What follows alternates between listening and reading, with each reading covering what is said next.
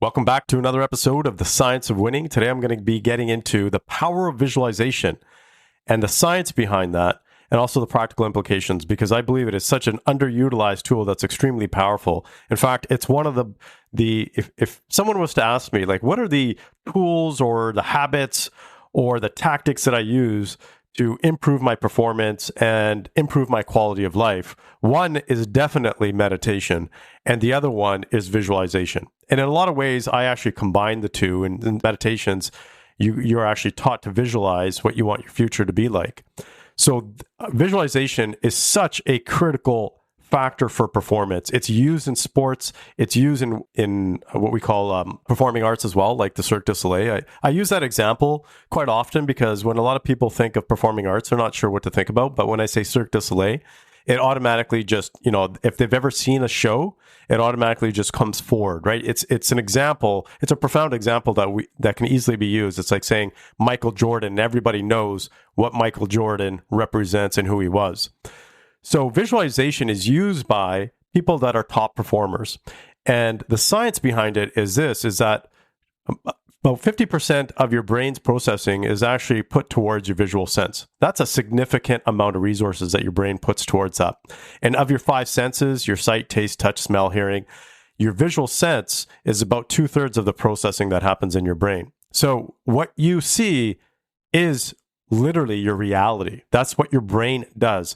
It determines your reality based on what you see. So your sense of visualization, or I should say your visual sense, and the practice of visualization, because it is a practice, can determine your reality.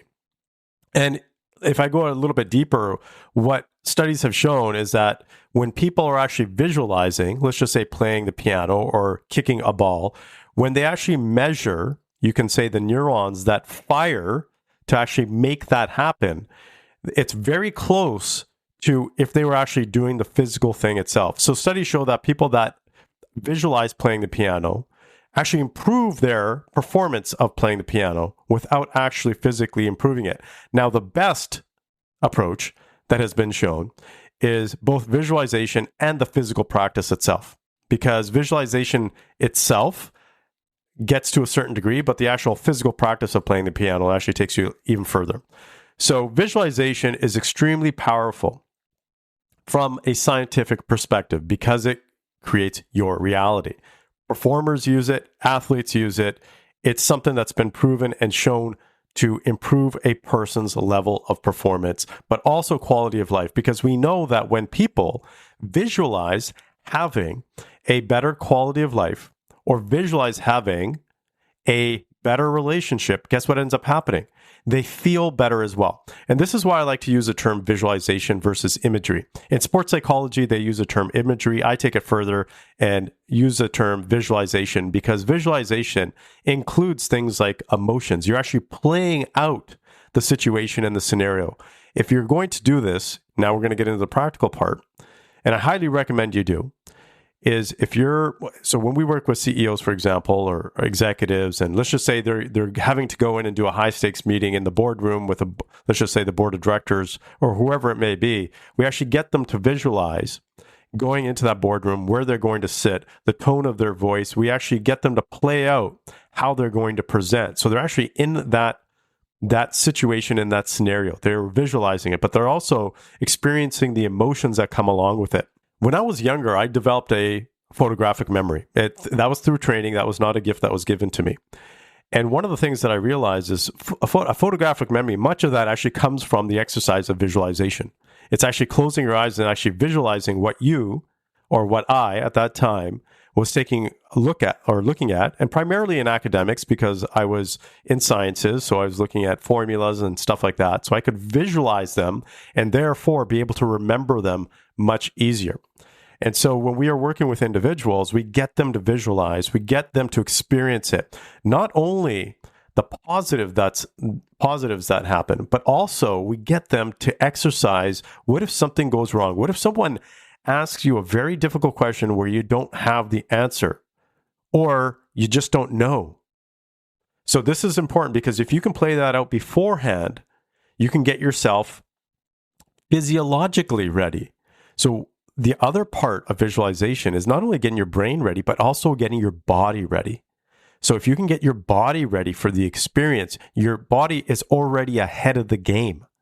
And this is extremely powerful. If you take a look at what Arnold Schwarzenegger said, or what Michael Jordan would say, or the top athletes, they all practice, for the vast majority, all practice visualization. And this goes also back to famous inventors like Leonardo da Vinci, who I studied at a young age. And that's really where I got into the science of the brain, is they talked about visualization and the power of visualization and how these amazing ideas came to them in visions.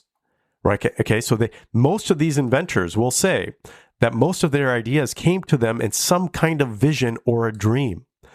And so that enhances your ability to have a higher level of creativity as well. So how often should you visualize? I believe that doing a simple visualization exercise first thing in the morning, even if it's a minute or 2 minutes, is extremely powerful. I do it even further because I do that part of my meditation, and I meditate, depending on the day, anywhere from 30 minutes to, if I get into a deep visualization and if I don't have any meetings, I can go in for a couple of hours. But a minimum, I would say, of at least 1 minute of visualization. Just sit there and think about what you want your day to be like. Think about that important meeting, that critical meeting that you're going to have later on today. How are you going to perform? How are you going to be? Visualize yourself having a certain level of confidence in that meeting and the outcomes that you want to achieve. Just do this for 2 weeks and see what ends up happening. But I also want to come back to the whole quality of life aspect as well.